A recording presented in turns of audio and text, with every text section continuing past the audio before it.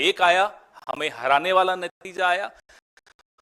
और जो मशीनें नहीं, जिनको छेड़ा गया, जिनकी बैटरी 60-70% जो स्वाभाविक है होनी चाहिए थी, उसमें हम जीत रहे हैं हमारे कैंडिडेट। तो हम ये सारी शिकायतें इकट्ठी कर रहे हैं।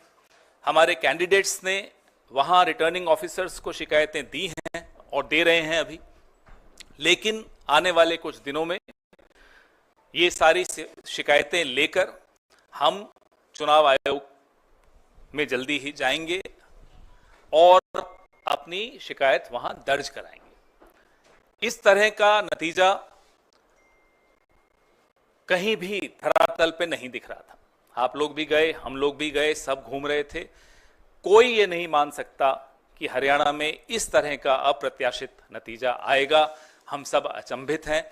ये अगर एक लाइन में इसको कहा जाए तो ये तंत्र की जीत है और लोकतंत्र की हार है।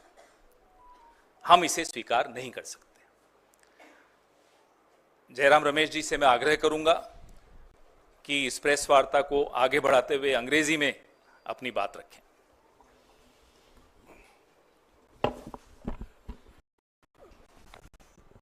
मैं सिर्फ ये बात कहूंगा कि जम्मू और कश्मीर के जनता ने स्पष्ट जनादेश दिया है नेशनल कॉन्फ्रेंस और इंडियन नेशनल कांग्रेस के गठबंधन को। भारी बहुमत से उनको जिताया है। सरकार बनेगी, साझा कार्यक्रम होगा और पूरा प्रयास किया जाएगा। हम पीछे नहीं हटेंगे। इस गठबंधन सरकार की प्राथमिकता यूटी को फिर से पूरे राज्य का दर्जा मिलना जरूरी है और यही प्राथमिकता होगी। और भी मुद्दे हैं, विकास से जुड़े हुए मुद्दे हैं। साझा कार्यक्रम, दोनों पार्टियों के मैनिफेस्टो भी है, साझा कार्यक्रम भी तैयार किया जाएगा और एक पारदर्शिता से जवाबदेही और संवेदनशील सरकार ये गठबंधन जम्मू और कश्मीर की जनता को देगी। हरियाणा के संदर्भ में हमने चुनाव आयोग से आज दोपहर से लगातार शिकायत कर रहे हैं। उनसे जवाब भी आया है, उस जवाब का जवाब भी मैं दे रहा हूं और उसके बाद भी 3 या 4 जिलों से बड़े गंभीर शिकायत आए हैं। वो सब कल या परसों हम चुनाव आयोग के सामने पेश करेंगे। पर मैं फिर से दोहराना चाहता हूं, हरियाणा के चुनाव के नतीजे अप्रत्याशित हैं, आश्चर्यजनक हैं और इसको हम स्वीकार नहीं कर सकते, क्योंकि ये लोकतंत्र की हार हुई है और तंत्र की जीत हुई है। इसके ऊपर मैं आज कुछ नहीं कहूँगा। जब हम सारे शिकायत इकट्ठा करके चुनाव आयोग से समय मांगेंगे, हम उम्मीद करते हैं कि वो समय हमें मिलेगा। कल या परसों तक हम उम्मीद करते हैं कि हम चुनाव आयोग के सामने एक विस्तार से, जो अलग अलग ज़िलों से, अलग अलग असेंबली कंस्टिट्यूएंसी से शिकायतें आई हैं, कुछ आज हमने इलेक्शंस कमीशन के सामने रखा था, पर और भी हैं और बड़े गंभीर मुद्दे हैं ईवीएम को लेकर। और जिस तरीके से एक माहौल पैदा करने की प्रयास की गई, दबाव स्थानीय अधिकारियों पर लाया गया और जहां जिन जिन सीटों में हमारी हारने की कोई गुंजाइश नहीं थी, वहां हम हारे हैं। मैं समझता हूं ये नतीजा लोक भावना के खिलाफ है, जो जमीनी हकीकत है और सभी ने ये हकीकत को महसूस किया है। ये नतीजा उसके खिलाफ जाता है। I will just repeat this in English very briefly. The people of Jammu and Kashmir have given a clear, decisive, convincing mandate to the National Conference, Indian National Congress Alliance. The priority for the alliance government will be the restoration of full statehood for the Union Territory of Jammu and Kashmir. Of course, we have our manifestos, we will have a common program, and both the National Conference and the Indian National Congress are duty-bound to give a government, an administration that is responsible, responsive, accountable, and transparent to the people of Jammu and Kashmir. I just want to say that the people of Jammu and Kashmir have defeated the mischievous designs of the BJP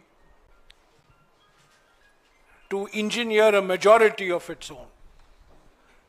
Till yesterday, this effort was being made, but today, I think the people's verdict has come out very clearly, and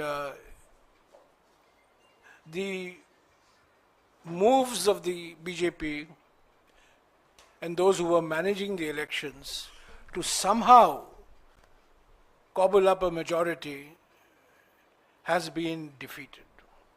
As far as Haryana is concerned, all afternoon I have been in touch with the Election Commission. The Election Commission has replied to my complaints. I have replied to the reply. We have received very serious complaints on the process of counting, the functioning of EVMs in at least 3 districts. In at least 3 districts. There are more that are coming in. We have spoken to our senior colleagues in Haryana, and this information is being collected. We hope to present this in a consolidated form to the Election Commission tomorrow or day after. We will seek time, but I just want to reiterate that the results in Haryana are totally unexpected, completely surprising and counterintuitive. It goes against ground reality. It goes against what the people of Haryana had made their mind up for, which was for change and transformation. I think under these circumstances, it is not possible for us to accept the results that have been announced today. Serious questions have been raised by our candidates. We will bring it to the notice of the Election Commission.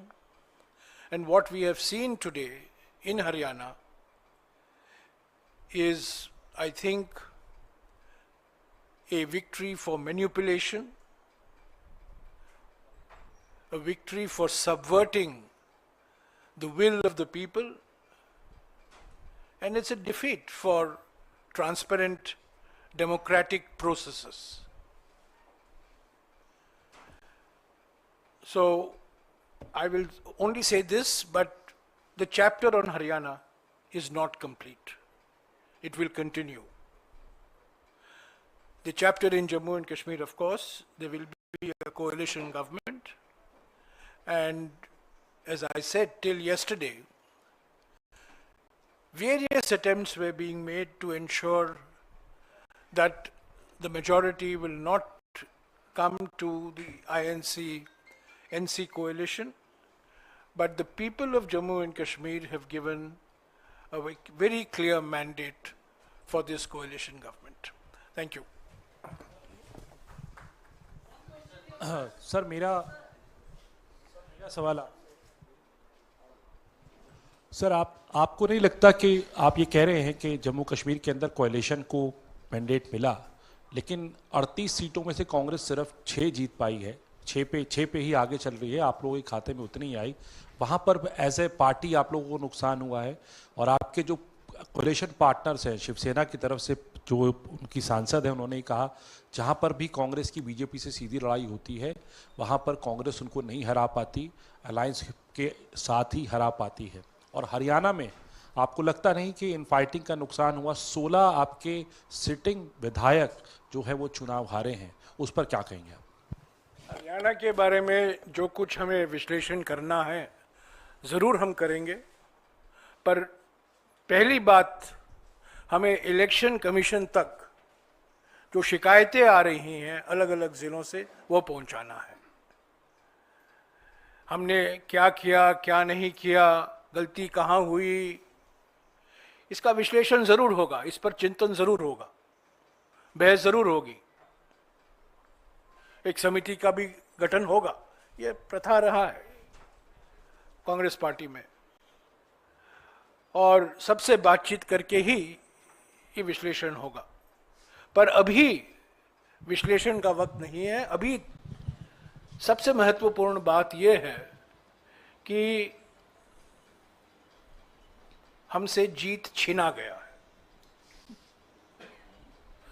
तंत्रों का इस्तेमाल हुआ है, दुरुपयोग हुआ है, और लोगों की जो भावना थी, और सबने ये महसूस किया कि जमीनी हकीकत बदलाव के पक्ष में था, परिवर्तन के पक्ष में था, और आज वो परिणाम जो आया है उसको नहीं दर्शाता।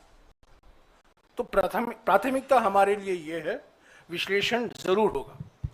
जम्मू के बारे में जो आपने सवाल किया, मैं स्वीकारता हूं कि हमारा प्रदर्शन जम्मू में और बेहतर होना चाहिए था।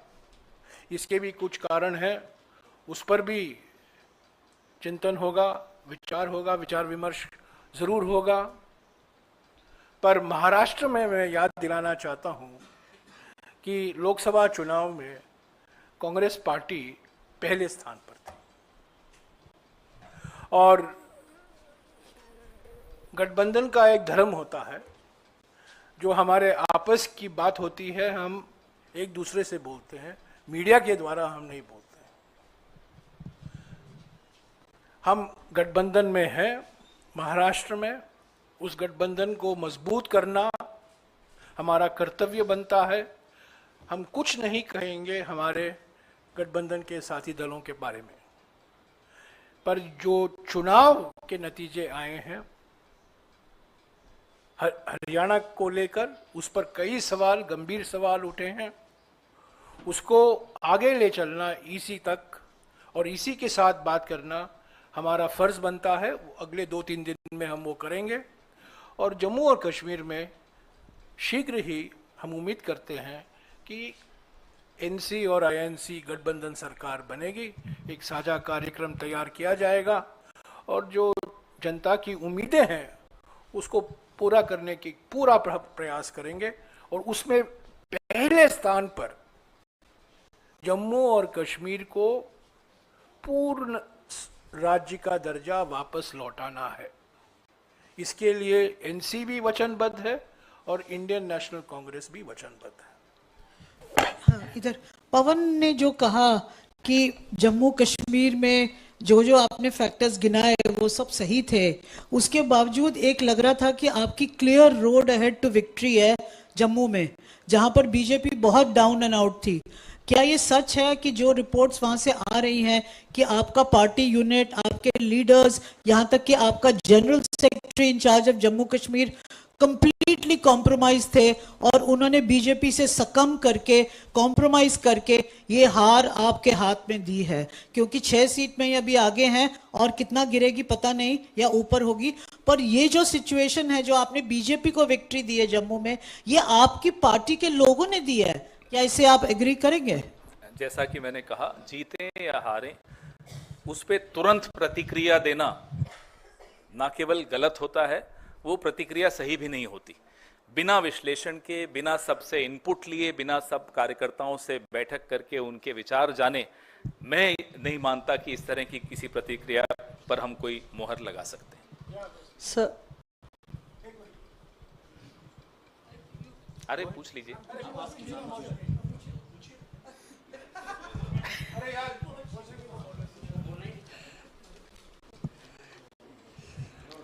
सर सर ये जो 3 जिलों का आपने जिक्र किया, तो ये कौन से जिले हैं और कितनी सीटें इसमें प्रभावित हो रही हैं इन जिलों में, ये हम लोग जानना चाहेंगे। और थोड़ी अजीबोगरीब बात नहीं है कि एक तरफ आप जम्मू कश्मीर की जीत और आगे क्या प्रक्रिया रहेगी उसका जिक्र कर रहे हैं, और दूसरी तरफ कह रहे हैं वहां पे जनता की जीत हुई, और दूसरी तरफ कह रहे हैं हरियाणा में अंगूर खट्टे हैं, हरियाणा में हमारी जीत छीनी गई है। अजीबोगरीब तो तब जनता होता, को क्या मैसेज? अजीबोगरीब तब होता कि जब हम कहते कि नहीं साहब सब जगह खराब है मशीन। हम पूरे हरियाणा के लिए भी नहीं कह रहे कि सब जगह खराब है। हम नारनौल असेंबली का ही अगर आपको उदाहरण दें तो साफ, और ये कोई कोइंसिडेंस नहीं हो सकता, साफ सामने दिखता है, आंकड़े हैं, सब मशीनें सामने रखिए। जिन मशीनों के यूनिट की बैटरी 99% है वो मशीनें हमें हरा रही हैं।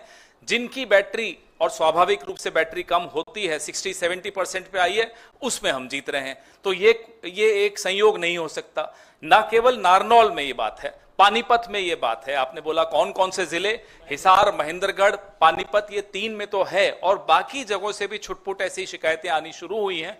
रात तक जितनी भी शिकायतें इकट्ठी होंगी, कल तक जितनी इकट्ठी होंगी, फिर जैसा कि जयराम रमेश जी ने कहा, हम चुनाव आयोग तक जाएंगे।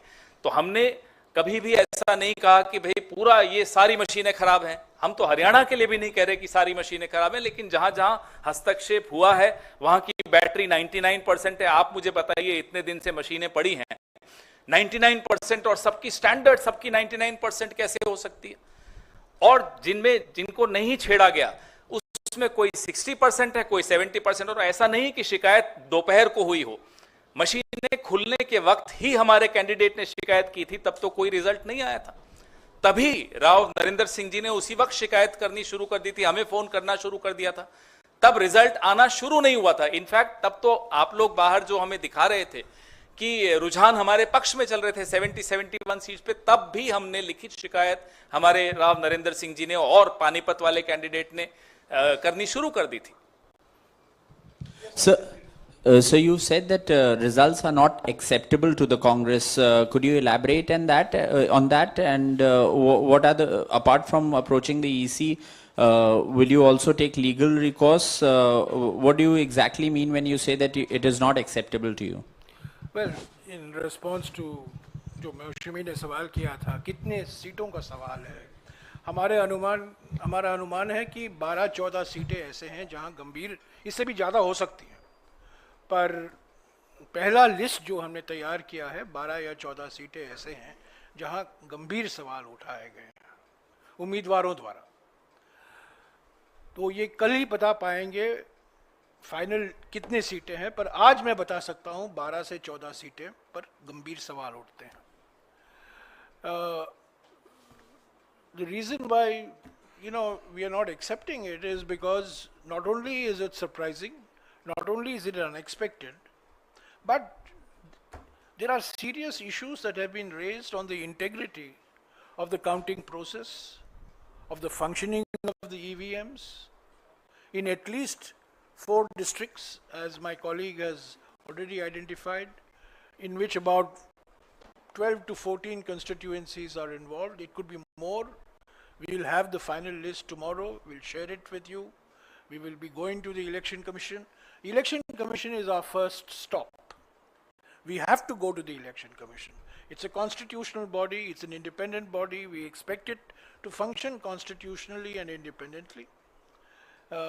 And so we will be seeking time from them. We hope to get time from them. We hope to submit our list of detailed complaints to them, and then afterwards whatever is required to be done will be done. But as of today, we cannot accept the fact that the results reflect the proper functioning of our democratic system. There are serious questions on the integrity of the instruments of the system, namely the EVM, and also the extraordinary pressure that has been brought to bear on local administration officials. Remember, Haryana has been a double-engine government, so it's a double-engine pressure. It's a pressure from the state government and a pressure from the union government as well. So there was an environment in which people have lost by 200 votes, 300 votes, 50 votes. People who were leading, who had healthy leading margins, have ended up losing by 100, 200, 250 votes. Can be explained only by manipulation and pressure.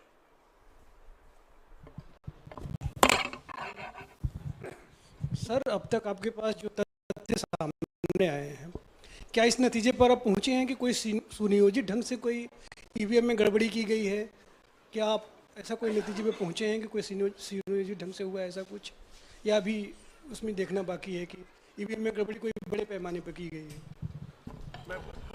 भाई अगर 99% battery standard एक के बाद एक मशीनों पे निकल रही हो और उन्हीं मशीनों पे कांग्रेस का उम्मीदवार हार रहा हो, जिन मशीनों पे 60, 70 स्वाभाविक जो होना चाहिए उतनी बैटरी उस पे हम जीत रहे हो, तो आप बताइए सुनियोजित नहीं माना जाएगा तो क्या माना जाएगा?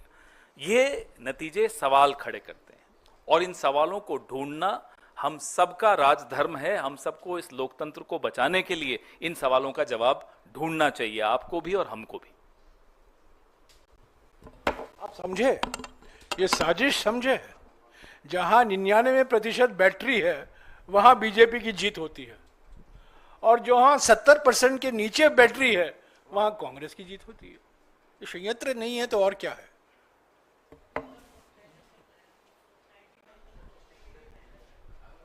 हाँ जी, दो राज्यों के चुनाव हो जाने के बाद नहीं, अभी इन 2 राज्यों तक ही सीमित रखिएगा। नहीं, 2 राज्यों के बाद मैं उसी पे सवाल कर रहा हूँ। 2 राज्यों के चुनाव हो जाने के बाद परिणाम भी आ गए हैं, तो ईवीएम को लेकर के क्या मत है आपके? यही तो बात कर रहे हैं हम लोग। चलिए, और कौन, और कोई सवाल? हाँ जी,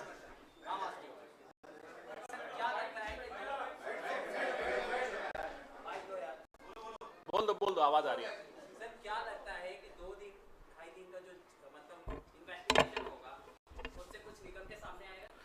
हमारा जो काम है और जो कर्तव्य है, चुनाव आयोग के दरवाजे पे दस्तक देना और तेज दस्तक देना ताकि आवाज आप सब तक पहुंचे, और उसके बाद जिम्मेदारी चुनाव आयोग की है इस लोकतंत्र को जीवित रखने की। आपने सुना होगा, कर्मण्येवाधिकारस्ते मा फलेषु कदाचन। हम अपना कर्म निभा रहे हैं, अपना धर्म निभा रहे हैं। शिकायत करना हमारा फर्ज बनता है और हमारा लोकतांत्रिक अधिकार भी बनता है। जो हमने देखा है, 99% बैटरी, 65% बैटरी, ये सब मैं समझता हूं काफी आश्चर्यजनक बातें निकल कर आई हैं हरियाणा के चुनाव के संदर्भ में। और मैं फिर दोहराना चाहता हूं, ये आश्चर्यजनक नतीजे हैं, अप्रत्याशित नतीजे हैं, और लोगों की भावना के खिलाफ ये नतीजे हैं। जो माहौल था, जो जमीनी हकीकत था, उस माहौल के खिलाफ है। मैं समझता हूं बीजेपी भी नहीं उम्मीद करती थी कि वो हरियाणा जीतने वाले हैं। जितवाया गया, जीते नहीं है, जितवाया गया। हाँ, Sir, talking about Jammu Kashmir, one thing that has been the constant demand of National Conference is the restoration of Article 370. What will the Congress stand beyond that? Will the Congress support over there? Because the mandate that has come, it has come specifically for the National Conference, and this is one of the demands. So what will the Congress stand beyond Article 370 now? For the Indian National Congress and an alliance with the National Congress. The political atmosphere in J&K was transformed after the Bharat Jodo Yatra. And that transformation had an effect on all political parties which were seen to be aligned with the Indian National Congress. So let's not underestimate the importance of the role of the Indian National Congress. The National Conference has scored a handsome victory. And we congratulate the National Congress. They are our ally. But to say that the Indian National Congress has not had a role in the transformation in the political environment in J&K in the last 2 years flies in the face of reality. The Bharat Jodo Yatra was a transformational movement as far as the politics of J&K is concerned. We should never minimize or underestimate the achievement of Mr. Rahul Gandhi in Jammu and Kashmir particularly, both in Jammu as well as in Kashmir. Our priority, you asked the question, our priority immediately, Mr. Gandhi has already said this in his election campaign, the Congress president has said it in his election campaign. Our immediate priority is to restore full statehood to Jammu and Kashmir. It was downgraded to the status of a UT 5 years ago. It's never happened before in Indian history. It should not happen. But restoration of full statehood status and giving a democratically elected chief minister and his council of ministers full constitutional authority is our priority. We don't want an alliance government to be at the beck and call of the LG. The LG cannot run Jammu and Kashmir anymore. Jammu and Kashmir has to be run by this democratically elected government.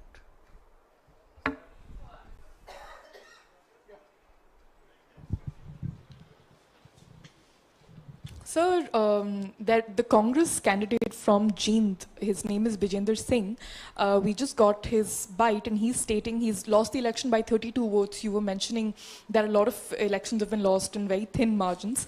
And while you also spoke about the foul play, he has said that this defeat is because of the independent candidate cutting his share. So that does... There could be different reasons in different areas. What the complaints that we have got and that we are getting are from 3 districts primarily. And then when we compile those complaints, we'll take them to the Election Commission. As I said, one size doesn't fit all. Different constituencies have different reasons for their victories or defeats.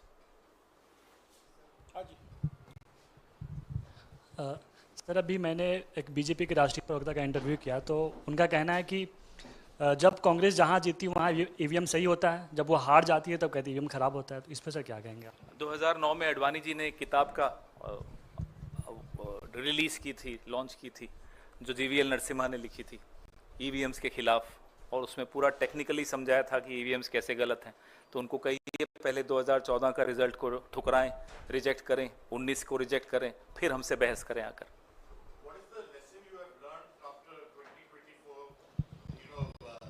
Lok Sabha elections, the fact that the Congress did reasonably well, and now having all eggs in one basket, allowing infighting to take place, and are not really reading the writing on the wall that you have to have a house in order. If there was any lesson that was learned in 2024 was for Congress to be united and fight together.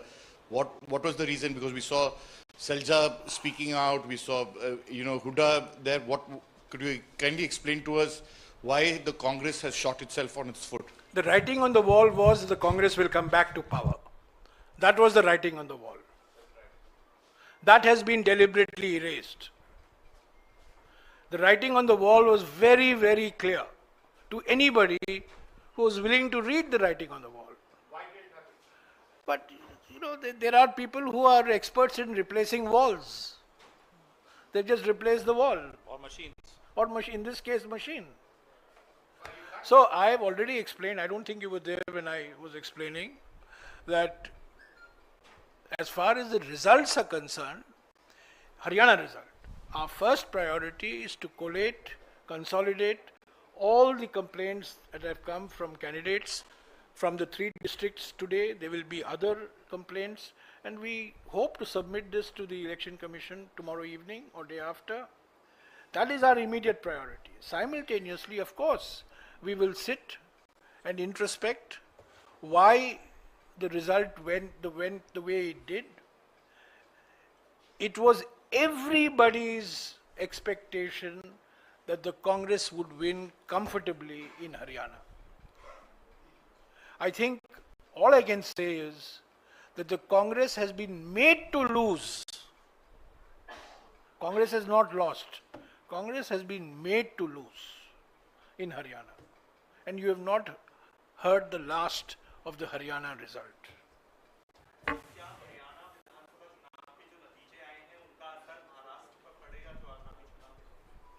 Lok Sabha में हरियाणा में आपने देखा हमारी कैसी अच्छी performance रही।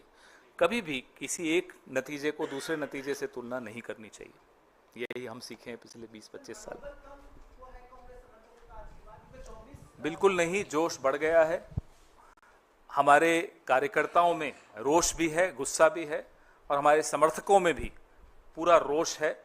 अगर कोई ये सोच लेता है कि हमारे हाथ से जीत छीन सकता है, तो आने वाले चुनावों में उसको जवाब मिलेगा। Thank you. Okay.